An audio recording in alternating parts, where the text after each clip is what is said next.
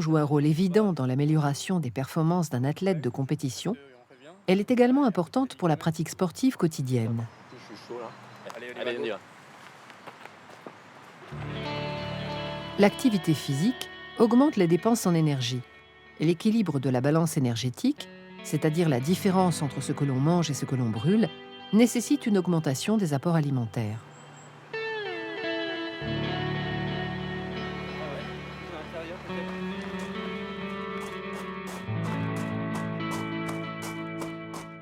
De plus, la mobilisation accrue de l'appareil locomoteur occasionne de multiples micro-lésions à l'échelle des cellules musculaires, osseuses ou tendineuses. Cette dégradation nécessite la régénération et la synthèse de nouveaux tissus. L'organisme aura donc besoin de toutes les ressources en acides aminés, lipides et autres éléments minéraux pour se réparer et se reconstruire. L'urgence, quand les muscles d'un coureur sont en action, est de leur fournir de l'énergie sous forme d'ATP, l'adénosine triphosphate. Que se passe-t-il au niveau métabolique ? Un coureur de sprint produit un effort très court et intense. Le muscle exige d'être alimenté très rapidement en énergie. Il consomme alors principalement du glucose. À l'autre extrémité du spectre de l'effort, un marathonien, lui, fournit un effort moins violent, mais beaucoup plus long. L'énergie doit être apportée en continu, sur une plus longue durée. Le muscle dispose de deux carburants possibles, le glucose et les lipides. Plus l'intensité de l'exercice augmente, plus l'organisme exige du glucose. Or, la quantité de glucose disponible dans le corps est très limitée. Il est stocké principalement dans le foie et les muscles sous forme de glycogène. C'est lui qui est utilisé lors d'un effort prolongé. Il est donc important de constituer des réserves avant l'effort, par la consommation par exemple du traditionnel plat de pâtes.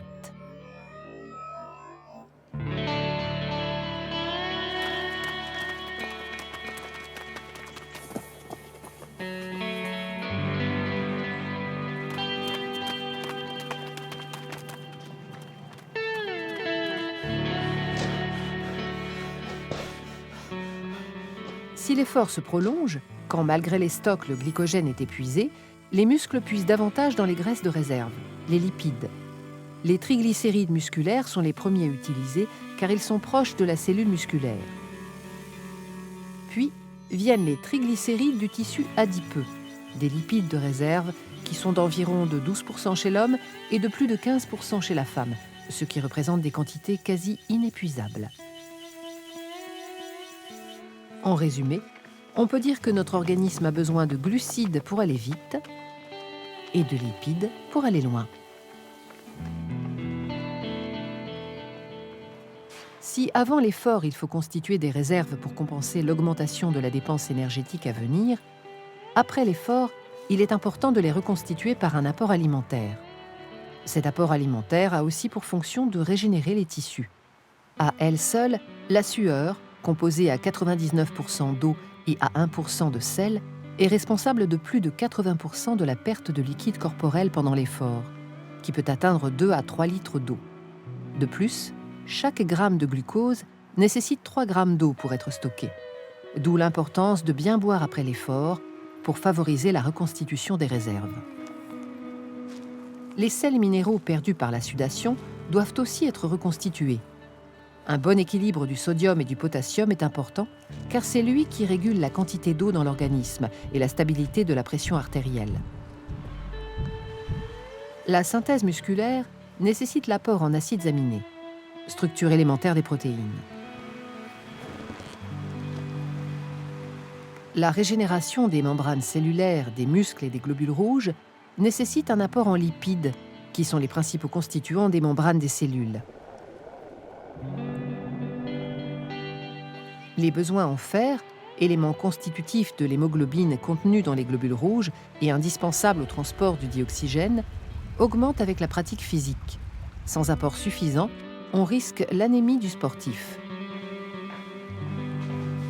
Les os sollicités pendant l'effort subissent des microfractures qui doivent être réparées. Un apport suffisant en calcium permet la reconstitution osseuse. Le calcium jouant par ailleurs un rôle essentiel dans la contraction musculaire. L'alimentation, c'est l'anabolisant le plus puissant de la pratique sportive. Si les bons nutriments sont apportés en bonne quantité au bon moment, avant, pendant et après l'effort, sport et alimentation forment alors un duo gagnant.